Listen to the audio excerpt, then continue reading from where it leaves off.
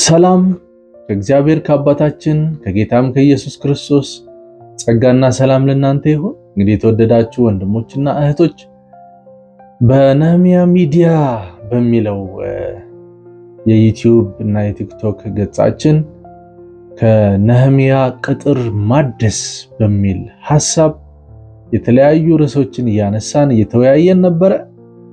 እንግዲህ ባለፉት ጊዜያት ሁለት የቅጥሩን በሮች መሰረታዊ እድሳት አካሂደናል። መጀመሪያው ስኬት በር የሚለውን ነው። ቀጥሎ ደግሞ የማህበረሰብ በር ብለን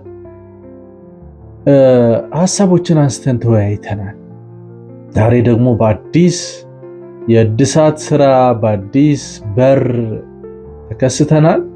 እንግዲህ በዚህ እኛው ደግሞ የምንነጋገረው በጣም ወሳኝ የሆነ ርዕስ ነው። ወሳኝ ጉዳይ ነው። ይሄውም ደግሞ ስለምን መሰላችሁ? ስለ ጾታ ነው የምናወራው። ስለ ጾታ እናወራለን። ስለ ጾታ ለምንድን ነው የምናወራው? ጾታ መንፈሳዊ ነገርና ጾታ ምን አገናኘው የሚል ጥያቄ መነሳቱ አይቀርም አይደል? መንፈሳዊ ነገር እና ጾታ በቤተክርስቲያን ራሱ ስለ ጾታ ተሰብኮ ያውቃል? ወንድ ምንድነው ሴት ምንድነው? ብዙም የምንነጋገርበት ርዕሰ ጉዳይ አይደለም። ነገር ግን ደግሞ በተለያዩ ዓለማዊ በምንላቸው ሚዲያዎች ይሄ ርዕሰ ጉዳይ በጣም አንገብጋቢ ርዕሰ ጉዳይ ነው። በጣም ስለዚህ ይሄ ጉዳይ ለምን አንገብጋቢ ሆነ? በዛኛው ዓለም በቤተክርስቲያን ደግሞ ለምን ችላ ተባለ? ያያችሁ አይደለ? ይህንን ጉዳይ ማንሳት ያስፈለገብን ምክንያት በሩ ይሄ ጾታ የምንለው ጉዳይ ከ12ቱ በሮች መካከል በአንዱ አካተን የምናድሰው ጉዳይ አድርገን ያስገባንበት ምክንያት እግዚአብሔር የጾታ ባለቤት ስለሆነ ነው። ጾታን የፈጠረው ለጾታ ደግሞ ስርዓት ያበጀለት እግዚአብሔር ነው እንጂ ሌላ አካል አይደለም፣ ሳይንስ አይደለም፣ ሳይኮሎጂ አይደለም። እግዚአብሔር ነው ጾታን የፈጠረው። ወንድና ሴት አድርጎ ፈጠራቸው ተብሎ ነው የተጻፈው አይደል? ስለዚህ ወንድንም የፈጠረ እግዚአብሔር ነው፣ ሴትንም ደግሞ የፈጠራት እግዚአብሔር ነው። ስለዚህ የሁለቱም ጾታዎች ፈጣሪ እግዚአብሔር ሆኖ ሳለ ማን ምን አግብቶት ነው ከእግዚአብሔር ፈቃድ ከእግዚአብሔር ስራ ከእግዚአብሔር ስርዓት ውጪ እንደፈለገ በዚህ ጉዳይ ላይ ለመተንተን ሐሳብ ለመስጠት ለመፈላሰፍ እድል የወሰደው? ይሄ ተገቢ አይደለም። ስለዚህ እኛ የእግዚአብሔርን ፍጥረቱን የእግዚአብሔርን ስራውን የእግዚአብሔር የሆነውን ጉዳይ ችላ ስላልነው ሌሎች አንስተውታል። ምክንያቱም ነገሩ አስፈላጊ ስለሆነ ነው። እግዚአብሔር ይህንን ነገር አስቦበት ፈጥሮት እያለ እኛ ችላ ብንለው ነገሩ ግን አስፈላጊ ስለሆነ ሰዎች ያነሱታል። ምክንያቱም የሚታይ ነገር ነው። ስለዚህ ለዛ ነው የጾታን ጉዳይ አንስተን መወያየት አስፈላጊ ሆኖ የተገኘው ማለት ነው። እንግዲህ ወንድሞች እህቶች፣ ጾታ ምንም እንኳን እኛ ችላ ብንለው ጠላት በጣም አስፈላጊ እንደሆነ ስለሚያውቅ የጾታ ነገር ሲበላሽ የወንድነት የሴትነት ነገር ጉዳዮች በዚህ ውስጥ ያሉ ብዙ አስተሳሰቦች አሉ። ሲበላሽ የእግዚአብሔር እቅድና ዓላማ እንደሚበላሽ ያውቃል ጠላት። እኛ ከምናስበው በላይ ጠላት ይህንን ጠንቅቆ ያውቃል። ስለዚህ እሱ በስነ ስርዓት በዚህ ጉዳይ ላይ እየሰራበት ነው ያለው። በስነ ስርዓት በቃ የተደራጀ አሰራር፣ ብዙ በጀት ተመድቦለት ብዙ ሰዎች በዚህ ጉዳይ ላይ ተመድበው በትኩረት የሚሰራበት ርዕሰ ጉዳይ ነው። ምንም እንኳን በቤተ ክርስቲያን እዚህ ግባ የሚባል እድል ፋንታ ያልተሰጠው ርዕሰ ጉዳይ ቢሆንም ማለት ነው ያውቀዋል። ምክንያቱም ጾታ ጉዳይ ሲዛባ፣ የጾታ ጉዳይ ሲምታታ፣ የጾታ ጉዳይ ሲደበላለቅ የተለያየ አዲስ ሐሳብ እየመጣ የሰውን ጭንቅላት እያጦዘ እያማለለ ምን እያለ ይሄ ስርዓት ሲበላሽ በእግዚአብሔር መንግስት ውስጥ የሚያመጣውን ጉዳት ጠንቅቆ ያውቃል። ስለዚህ እዚህ ስርዓት ላይ በጣም ነው የሚሰራው ጠላት፣ በጣም ነው የሚሰራው ማለት ነው።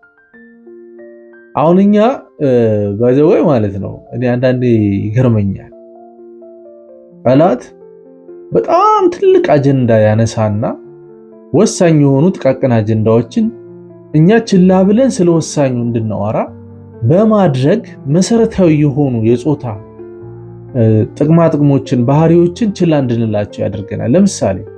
ለምሳሌ የተመሳሳይ ጾታ ግንኙነት የሚባለው ሆሞሴክሹዋሊዝም ወይም የጌ ሌዝቢያን የሚባለው ጉዳይ በጣም ትልቅ ነው፣ በጣም አስደንጋጭ ነው።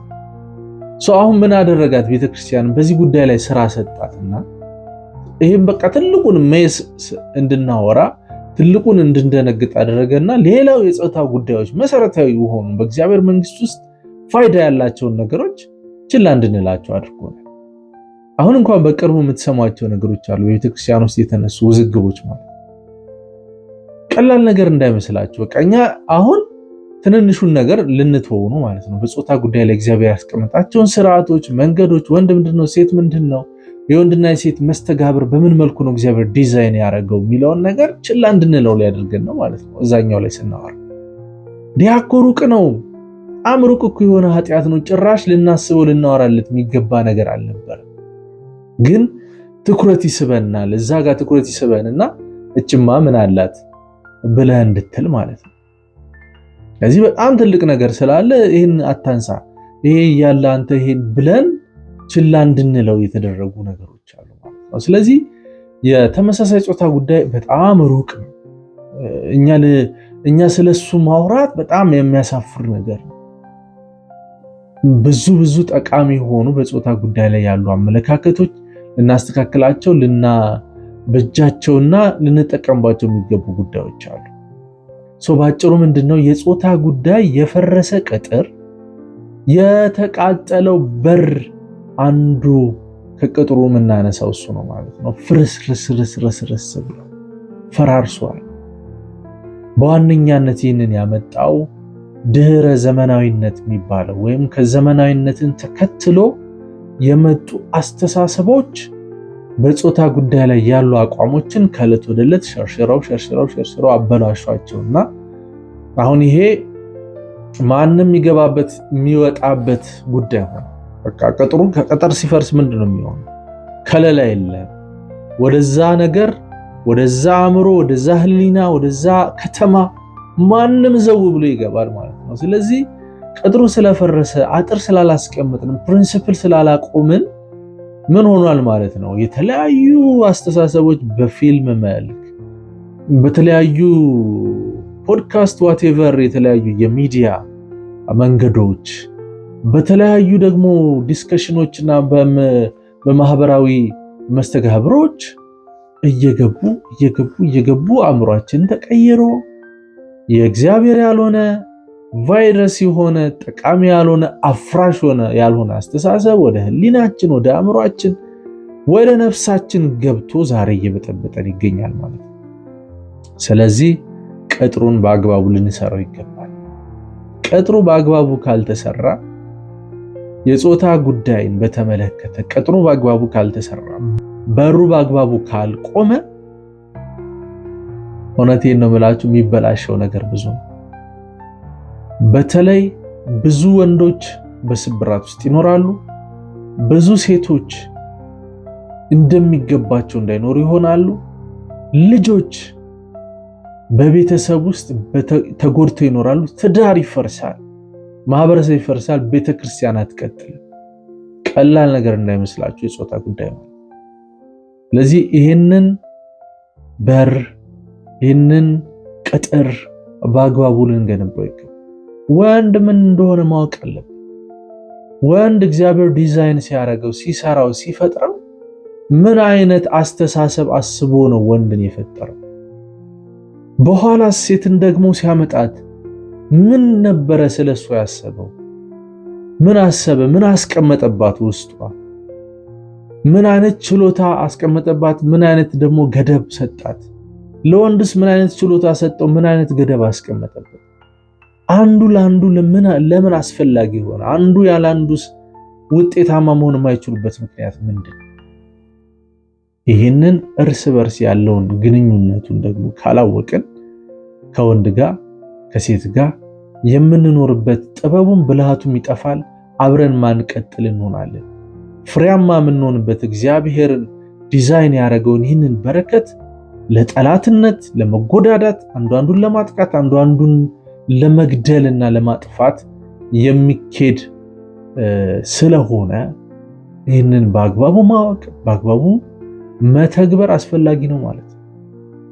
እንግዲህ አይታችሁ ከሆነ በማህበረሰባችን ስንኖር ወንድ እንደ ወንድ የሚጠበቅበት ነገር አለ። ወንድ ሽተት እንጂ አንተ ይባላል አይደል? አንተን ደግሞ ብሎ ወንድ ሲባል ወንድ በጣም ነው የሚደነግጠው። በቃ ለወንድ ልጅ ትልቁ አስከፊው ነገር ማለት ነው ወንድነቱን አጣ፣ ወንድ አይደለህም የሚለውን ነገር ከነገራችሁት በቃ እንቅልፍ የሚያጣበት የሚረበሽበት ሁሉን ነገር በቃ መኖር እስከሚጠላ ድረስ ራሱ የሚያይበት አቅጣጫ ነው በህይወቱ ማለት ነው። አንድ ጊዜ በትራንስፖርት እየሄድኩ ከረዳቱ ጋር አንድ ተሳፋሪ ይጣላ ነበር ይመስለኛል። ረዳቱ በቃ ምንም ሊሄድ አልቻለም። በቃ ልጁ ቸኩሏል። ረዳቱ አሁንም ሰው ይጠራል፣ እየወጣ ይጠራልና በመስኮት ብቅ ብሎ ረዳቱን ተናገረው ማለት ነው ተሳፋሪ።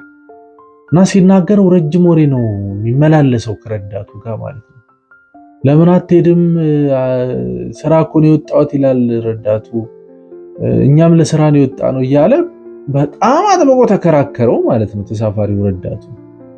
ከዛ ረዳቱ አንድ ነገር ብቻ ነው የተናገረው። በቃ ልጁ ተሳፋሪው በሞራል ነበረ የሚከራከረው። በቃ ጮክ ብሎ መብቱን እንደማስጠበቅም የፈለገውን ነገር ለማሳካትም ጮክ ብሎ ነበር ይናገር ነበር፣ በደንብ በኮንፊደንስ ማለት ነው። ከዛ ረዳቱ አንድ ነገር ተናገረው። ምን አለው? የወንክ ሴት አለው ማለት ነው። ከዛ የተሳፋሪው የመናገርና መብቱን ለማስጠበቅ የሚሄድበትን ትጋት ስላየው ቀጥሎ ይመልስለታል።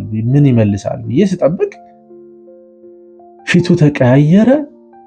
የሆነ ኩምሽሽ ነገር ብሎ በመስኮት ሲናገር የነበረው ወደ ውስጥ ገብቶ የሆነ ሌላ ድብርት ውስጥ እያየሁት ሲገባ አየሁትና ገረመኝ። ምን አይነት ስድብ ነው ይሄ? ስድብ ለወንድ ልጅ ምን ያህል አስከፊ ስድብ ቢሆን ነው እንደዚህ አይነት ድንጋጤ ውስጥ የከተተው? አያችሁ፣ ወንድ ልጅ በጣም የሚመካበት ወይም ደግሞ ነኝ ብሎ የሚለው ዋና ነገሩ ነው ወንድነቱ ማለት። ስለዚህ ወንድነቱን ከነካችሁበት በቃ መቋቋም የማይችለው ስብራት ነው የሚሰበረው። ምናልባትም እንግዲህ ይሄ ሰውየው ራሱን ኤክስፕረስ ያደረገው ራሱን የገለጸበት መንገድ በቃ ተሰበረ፣ ጸጥ አለ። በቃ እንደዚህ አይነት ነገር በሌላ መልኩ ደግሞ ሊገለጥ ይችላል። ደግሞ ሌላዎቹ በቃ ወጥቼ ካልገደልኩ ሊል ይችላል። ሌላም ነገር ማለት ይሄ አደገኛ ነገር ነው ለወንድ ልጅ። ወንድነቱን ነካው ማለት ትልቅ አጥር ጥሰህ ነው የገባው። ትልቅ በቃ ማይነካ ነገር ነው የነካበት ማለት። ሴቶች አይታችሁ ከሆነ አንድን ወንድ በጣም መጉዳት ሲፈልጉ ምን ብለው መሳደብ እንደሚችሉ ያውቃል። አብረው ኖሮ በትዳር ኖሮ ሊሆን ይችላል፣ ቦይፍሬንዷ ሆኖ ሊሆን ይችላል። በሆነ ጊዜ አሳልፈው እሱ በአንድ ጉዳይ ላይ በሆነ ጉዳይ ላይ ጥያቄ ኖሮት አጥብቆ ከጠየቃት ወይም የሆነ ነገር ከተናገራት እሱን መጉዳት ከፈለገች ቀላል ነገር ነው የምትናገረው። ደግሞ አንተም ብሎ ወንዶችንስ ባየህ ካለችው በቃ ከባድ ነው። ለዚች ልጅ ምሕረት የማድረግ እድሉ በጣም አደገኛ ነው። በብዙ ሊበቀላት ይችላል። ካልሆነ ግን ጥላቻው ከባድ ጥላቻ ነው የሚያድርበት በዚህ ሴት ላይ። ዳቱም ይሄ ለወንድ ልጅ የማይነካ በቃ ልንደርስበት ልንነካው ልናልፈው የማይገባ አጥር ነው። ይህንን አልፈን ከተናገርናቸው እኛ ወንዶች በጣም ስሜትን የሚጎዳ ነገር ነው ማለት ነው። ይህን ያክል እኔ በሴት ጉዳይ ላይ ይህን ያክል ጉዳት ይደርስባቸዋል ብዬ ማሰብ ይከብደኝ። እንደምታዩት ነው። አሁን ሴት ልጅ ሴት ምሰይ ስትባይ አሁን እንደው የምትበሳጭበት ዘመን መጥቷል። ምንድነው እንደ ወንድ እንደዚህ እንደ ወንድ በቃ ሞር እንደ ወንድ የመፈለግ ነገርና እንደ ወንድ መሆንን የሚበረታታበት ዘመን ላይ ደርሰናል። እንግዲህ ስለዚህ የት ልጅ አንቺን ብሎ ሴት ብትባል ይሄን ያህል ይጎዳታል ወይ የሚለውን ነገር እኔ እርግጠኛ አይደለሁም። እንግዲህ በዚህ ጉዳይ ላይ ሴቶች ሐሳባችሁን ልትሰጡበት ትችላላችሁ። በዚህ ጉዳይ ላይ ሴቶች ብዙም የሚጎዱበት መሆኑን እርግጠኛ አይደለሁም። ምናልባት ሴት ልጅ ከቁንጅና አንጻር ከውበት አንጻር ምናልባት ደግሞ በተጨማሪ ከባህሪ አንጻር ሌላ ሴት ስትሞገስ ብታይ ወይም ደግሞ በእነዚህ ነገሮች ላይ እሷ ብዙም ጥሩ ነገር የላትም ተብላ ቢነገራት የምር እሷም ደግሞ ሊከፋት ይችላል። እንደው እንደ ቀልድ እንኳን የምናያቸው አንዳንድ ቪዲዮዎች ምናምን አሉ እንደዚህ ሲሰሩ አይታችሁ የምታውቁ ከሆነ ልጅ ለምሳሌ ከቤት ስትወጣ ምንም ሰው ካለከፋት፣ የሆነ ሰው ካላናገራት፣ የሆነ ሰው ካልቀረባት ዛሬ ምን ሆኛለሁ ብላ ደንግጣ ወደ ቤቱ ተመልሳ ራሷን ቼክ ልታደርግ እንደምትችል የሚያሳዩ ነገሮች ብዙ ጊዜ አይቻሉ። ስለዚህ በቁንጅናዋ፣ በአካላዊ ነገሯ፣ በሚታየው ነገሯ የሆነ ነገሯ ጥሩ እንዳልሆነ ሰዎች በሷ አትራክትድ እንዳልተሳቡ ስታቅ በጣም ሊደብራት ሊችል እንደሚችል ገምታለሁ። ስለዚህ አንዲት ሴት የሆነ ዋጋ ለሷ ዋጋ የምታወጣበት ነገር አለ። ምናልባት እንግዲህ አንዳንዶቹ ቁንጅና ሊሆን ይችላል፣ አንዳንዶቹ ባህሪ ሊሆን ይችላል። ስለዚህ እነኝን ሴቶቿን በተመለከተ እሷን ልትነካ በዚህ ጉዳይ ላይ የሆነ ነገር ብትላት ሊከፋት ይችላል። ወፈርሽ የሚለው አስተያየት ለወንድ እንደሚነገረው ቀላል አይደለም። ዛሬ ደግሞ ምን መሰልሽ ብትላት አንዲትን ሴት ያው ከባድ ነው የሚሆነው ማለት ነው። በሆነ መቼም እንደምንም አድርጋ የሆነ ነገር ታስገባላለች፣ ዝም ብላ አታልፍም ማለት ነው። በዚህ ቁንጅናዋን በተመለከተ ውበቷን በተመለከተ የሚሰጣት ጥሩ አስተያየት በጣም እንደሚገነባት ሁሉ ችላ መባል ወይም ደግሞ በውበቷ ላይ ሌላ አሉታዊ አስተያየት ሲሰጣት በጣም ነው ስሜቷ የሚጎዳው ማለት ነው። ስለዚህ ሴትነት የሆነ አይነት ልክ አለው ማለት ነው። ደግሞ ሴትነት በአንጻሩ ስለዚህ ሁለቱም ጾታ ወንድም ሴትም የየራሳቸው መለኪያ ያላቸውና ወንድ እንደወንድ ሲሆን መሆኑን ሲረጋገጥለት ደስ እንደሚለው ሴት ደግሞ እንደ ሴትነቷ መሆኗ ሲረጋገጥላት ደስ ይላታል። በአንጻሩ ደግሞ አሉታዊ ነገር ሲነገራቸው ሁለቱም መጥፎ ስሜት ድብርት ውስጥ እንደሚገቡ ግልጽ ነው ማለት ነው። ስለዚህ ምን ማድረግ አለብን ማለት ነው? ስለዚህ ምን ማድረግ አለብን? ወንድነትን ምን እንደሆነ ማወቅና ወንድ መሆን፣ ሴትነት ምን እንደሆነ እግዚአብሔር ከፍጥረቱ ሴትነትን ምን ስትሆን ነው ሴት የምትሆነው የሚለውን ነገር አውቆ ሴትነትን መማር ማወቅና ማዳበር ያስፈልጋል ማለት ነው። ካልሆነ ግን ማህበረሰብ የፈጠረው ወንድነት አለ፣ ማህበረሰብ የፈጠረው ሴትነት ደግሞ አለ። ምን እንሆናለን ማለት ነው? ማህበረሰብ በፈጠረው በወንድነት ልክ ራሴን ላኖር ብዬ እወጣለሁ። ከዛ በኋላ ማህበረሰቡ ወንድነት ሲለኝ ወንድ ልሆን፣ ሴትነት ሲለኝ ሴት ልሆን፣ ወይም ማህበረሰቡ አፕሪሼት ሲያደርግ እሱን ልትከተል፣ ማህበረሰቡ ደግሞ ሲነቅፍ እሱን ልትተው ማለት ነው አይደለም። እግዚአብሔር የሰጠው ወንድነትን ነው አንተ ማንሳት ያለብህ። ማህበረሰብ በተለያየ በተሳሳተ አመለካከት ለወንድነት የሰጠው ሚና አለ። ማህበረሰብ ነው የፈጠረው። እውነት እኮ ላይሆን ይችላል፣ አብዛኛው ነገር እውነት ላይሆን ይችላል። ስታድግ በሰፈር እናትህ አባትህ ስለ ወንድነት የሚያወሩት ነገር አለ። ለምሳሌ ወንድ ልጅ ተደብድቦ ከመጣማ ምን ዋጋ አለው ተብሏል። መጽሐፍ ቅዱስስ ወንድን ምን ይለዋል? ተደብድቦ ስለመምጣት ወይም ጥቃት ደርሶበት ስለመምጣት መጽሐፍ ቅዱስ ምንድን ነው የሚለው? እሱን ካወቅ በማህበረሰብ ውስጥ ወንድ የሚባለውን ነገር ሳይሆን መጽሐፍ ቅዱስ ወንድ ለሚለው ነገር ዋጋ ትሰጣለህ ማለት ነው። ብዙ ጊዜ የሚጋጩ ነገሮች አሉ። ማህበረሰብ የፈጠረው ወንድና እግዚአብሔር የሚለው ወንድ አንድ የማይሆንበት ብዙ አቅጣጫዎች አሉ። ፊልሞች የሚፈጥሯቸው ወንዶች አሉ። ለምሳሌ የሆነ ዘመን ላይ የሚያጨስ ወንድ ጀግና ወንድ ተደርጎ የሚሳልበት ጊዜ አለ። በቃ ማርልቦሮ ሲጋራውን ይዞ የሆነ ነገር እየተተኮሰ ሲጋራውን ያጨሰ ሲያደርግ ወንድ ነው።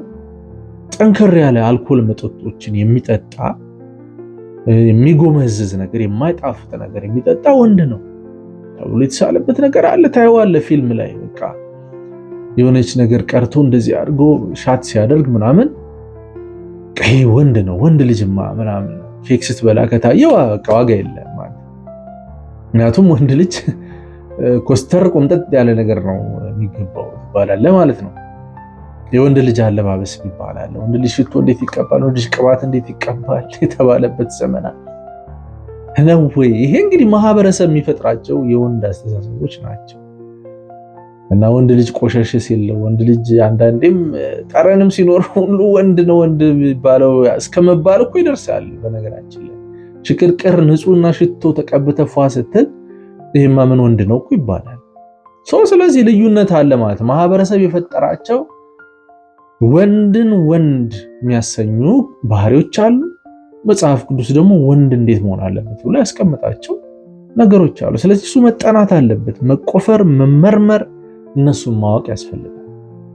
ካልሆነ ግን የሆነችዋ ሴት ሲጋራ ትወዳለች ብለህ ሲጋራ ታጨሳለህ።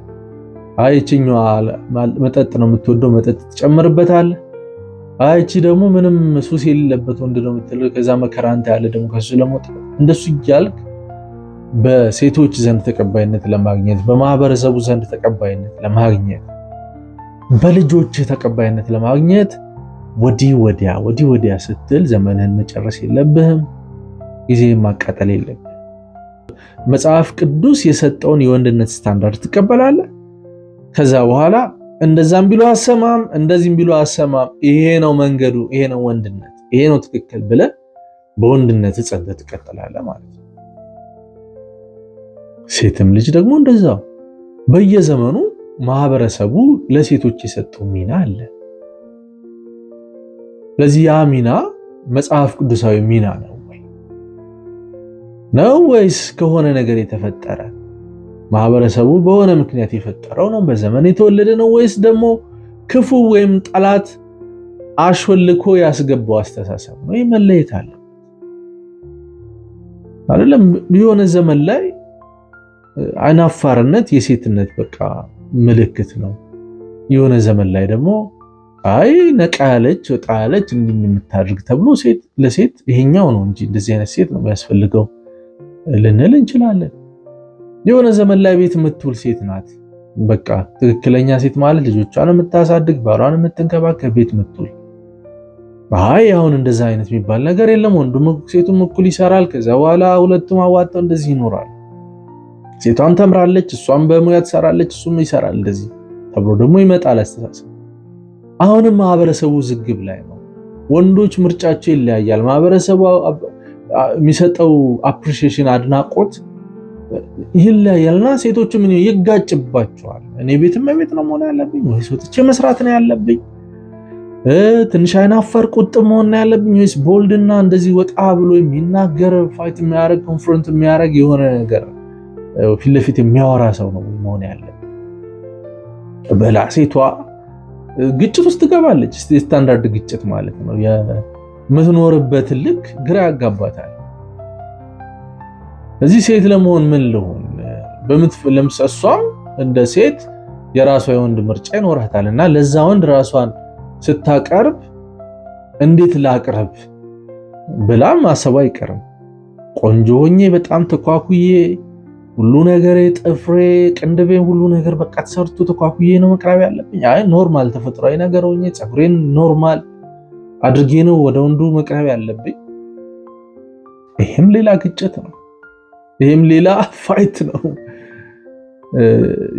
በጣም የተዋበች ሴት ናት ሴት ወይስ ደግሞ ተፈጥሯን ብቻ ጠብቃ ምንም ቢሆን ባላት እንከንም ምንም ቢኖራት እሱን ተቀበላ የምትኖር ናት? የትኛዋ ናት ትክክለኛዋ ሴት? ይሄ ሁሉ ማህበረሰብ የሰጠን ዘመን የፈጠረልንን ሳይሆን መጽሐፍ ቅዱስ ስለ ማጌጥስ ምን ይላል? ስለ መዋብስ ምን ይላል? ስለ ባህሪስ ምን ይላል? ይሄ ሁሉ በመጽሐፍ ቅዱስ በስነ ስርዓት ተቀምጦልናል። ስለዚህ መጠናት አለበት፣ ማወቅ አለብን። ይህንን ስናውቅ እንደ ሴት ማለት ነው ኮንፊደንስ ይኖራታል ማለት ነው። እኔ ሴት መጽሐፍ ቅዱስ ያላት ሴት እቺ ሴት ነው። እቺ ሴት ደግሞ የኖረችው እንደዚህ ነው፣ አነጋገሯ እንደዚህ ነው፣ አለባበሷ እንደዚህ ነው፣ የምታጌጥበት መንገድ እንደዚህ ነው፣ ከወንዱ ጋር የምትቀርብበት መንገድ እንዲህ ነው፣ ለማህበረሰቡ ራሷ የምታቀርብበት መንገድ እንደዚህ ነው። ቅርጽ ያለው ነገር ታውቃለች ማለት ነው። ስለዚህ ይህንን ስታቅ በኮንፊደንስ ትኖራለች። ማንም ምንም ቢላት አትሰማ። አይ እኔ ይዤዋለሁ፣ ልኩን ስታንዳርዱን ከእግዚአብሔር ተቀብዬ ይዤ ምንም አይነት ፈተና ምንም አይነት ቻሌንጅ ቢመጣ በእግዚአብሔር በሰጠው ስታንዳርድ እኖራለሁ እንጂ ማህበረሰብ በሚለኝ የሆነ ወንድ መጥቶ እንደዚህ ሁኚ እንደዛ ሁኚ እያለ እሷን ቅርጽ አስይዛት። ቅርጽ የምትይዘው በእግዚአብሔር ቃል በተቀመጠው ልክ ይሆናል ማለት ነው። ስለዚህ ምን ትሆናለች? ተዘልላ ትኖራለች፣ በኮንፊደንስ ትኖራለች። የሚያናውጣት ነገር አይኖርም ማለት ነው። ይሄ ግን መሆን የሚችለው ምን ሲሆን ነው? የእግዚአብሔርን ቃል መርምረን ፈትሸን ስናውቅ ነው። ወንድ ምንድን ነው? ሴት ምንድን ነው? ወንድ እንዴት ይኖራል? ሴት እንዴት ትኖራለች? ወንድና ሴትስ በኋላ አንድ ላይ እንዴት እንደ ትዳር እንዴት አብሮ ይኖራሉ? እንደ ማህበረሰብ፣ እንደ አብሮ ሰራተኛ፣ እንደ ቤተክርስቲያን አባል፣ እንደ አንድ ሀገር እንዴት አድርጋ ደግሞ ከወንድ ጋር መኖር የምትችልበትን ደግሞ ልኩን ማወቅ አለበት። ይሄ ደግሞ ሌላው ማህበረሰብ የፈጠረው አስተሳሰብ አለ። እንዳልኳችሁ ክፉ ጠላት አሁንም በጣም ነው የሚሰራው። በነገራችን ላይ በዚህ ጉዳይ የፈጠረው አስተሳሰብ አለ። ወንድ ለሴቷ ምን ማድረግ ይጠበቅባታል? ሴት ለወንዱ ምን ማድረግ ይጠበቅባታል? ይሄ ግልጽ የሆነ ነገር ከሌለ አሁንም በውዥንብር ነው የምንኖረው። ወንዱ ፕሮቫይደር ነው ይባላል፣ ሴቷ ደግሞ እሷ ተቀባይ ነች፣ መልቲፕላየር ነች ወይ ምናምን ይባላል። እንደዚህ ነው ወይ? አይ ወንድ ለቤቱ የሚያስፈልገውን ነገር ሁሉ ማቅረብ አለበት፣ ሴት ደግሞ ተቀባይ ናት። ይሄ ነው ትክክል? አይ እንደዚህ የሚባል ነገር የለም፣ ወንዱም የሚችለውን ያቀርባል፣ ሴቷም የምትችለውን ታቀርባለች፣ በጋራ ቤተሰብ መሰረታሉ፣ ልጆቻቸውን ያሳድጋሉ። እንደዛ ነው። በቤተ ክርስቲያን ሴት በጉባኤ ዝም ትበል፣ ወንድ ደግሞ ልጆችን ከፍ አድርጎ ይጸልይ ወደ እግዚአብሔር። ለዚህ ሴቷ አርፋ ትቀመጥ፣ ወንዱ ግን እንደዚህ። የቱ ነው ትክክል? ይህንን ካላወቅን እኮ ግራ እኮ ነው የሚያጋባው። እንደ ወንድ እና እንደ ሴት ያለንን መስተጋብር ሁልጊዜ ያምታተዋል። ሴቷ በትዳር ትገባና ከወንዱ የምትጠብቀው ነገር አለ። ወንዱ ያንን ካልሰጣት ምን ትሆናለች? ታዝናለች፣ ትጎዳለች፣ ዲስአፖይንትድ ትሆናለች። ወንዱም ደግሞ ከሴቷ የሚጠብቀው የሆነ ነገር አለ። ሴቷ ያንን ነገር አሰጠው፣ ያዝናል፣ ዲስአፖይንትድ ይሆናል፣ ይከፋዋል። ከዛ በኋላ ነገሮች እንግዲያው ሲደራረቡ አይደለ ሌላው ወደ መለያየት፣ ወደ ፍቺ፣ ወደ መተቃርኖ። ባይለያዩም በመራርነት መኖር ራሱ ጥሩ ነገር አይደለም። መራር መሆን፣ አንዱ ለአንዱ መራር መሆን። ስለዚህ እንደሱ እንዳይሆን ምን ማድረግ አለብን?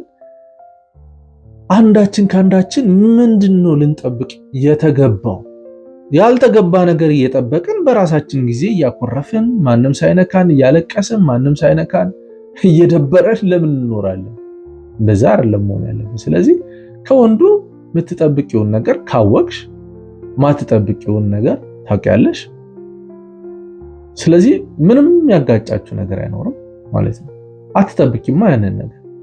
ግን እሱ ሊሰጥሽ ማይችለውን ነገር ከጠበቅሽ ካልሰጥሽ ምንም ጥያቄ የለውም ይደብርሽ። ወንዱም የሆነ ነገር ትጠብቃለህ፣ እሱን ካልሰጠች ምንም ጥያቄ የለውም ይደብራል።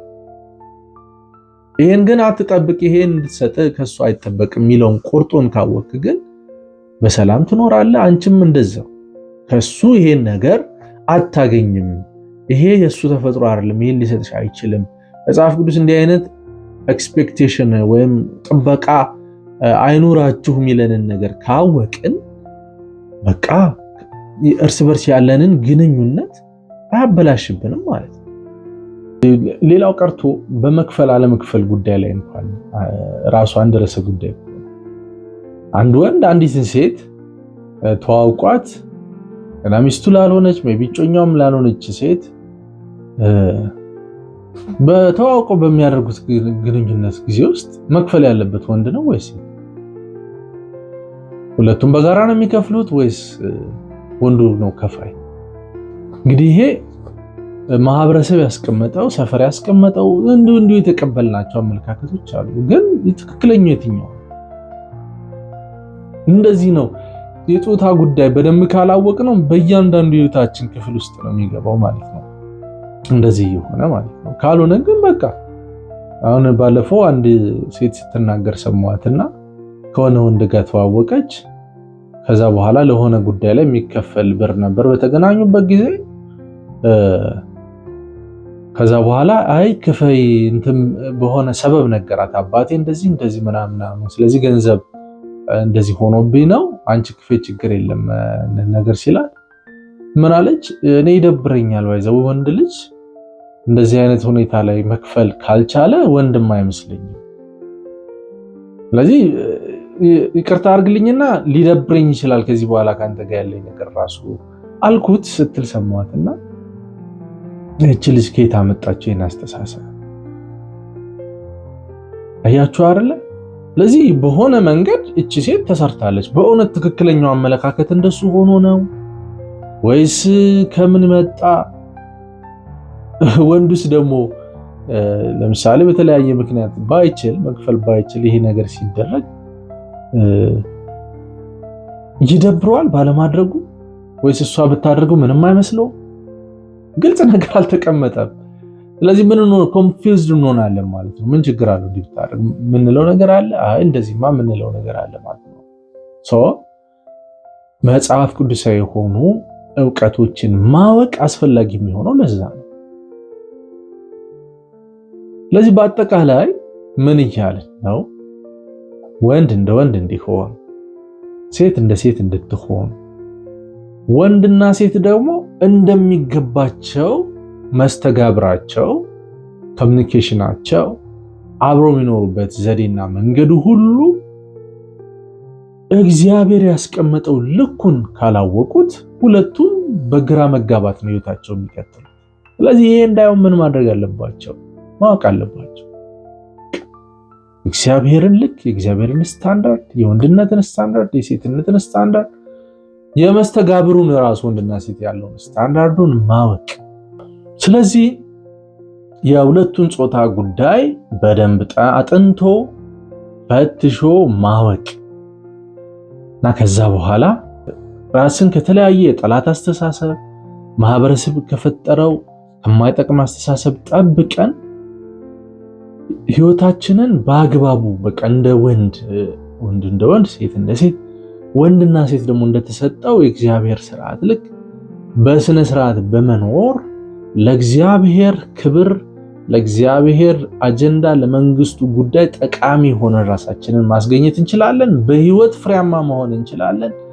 በተለያየ ነገር እየተረበሽን ሐሳባችን እየተረበሸ በማይሆን ነገር ጊዜያችንን ያሳለፍን ምን አንሆንም ማለት ነው፣ አንባከንም ማለት ነው። ፍሬያማ እንሆናለን። ዘመናችን ውጤታማ ይሆናል። እርስ በርስ ያለን ግንኙነት ጤናማ ይሆናል። ስለዚህ በቀጣይ እያንዳንዱን ጾታ እግዚአብሔር በምን ዲዛይን እንደፈጠረው ምን አይነት ነገር ውስጡ አስቀመጠ፣ ሴቶቹ ላይ ምን አስቀመጠ፣ ወንዱ ላይ ምን አስቀመጠ የሚለውን እናጠናለን። የሚቀጥለውን ቪዲዮ ደግሞ በሌላ ጊዜ አቀርብላችኋለሁ። እስከዛ ግን ሰላማችሁ ይብዛ።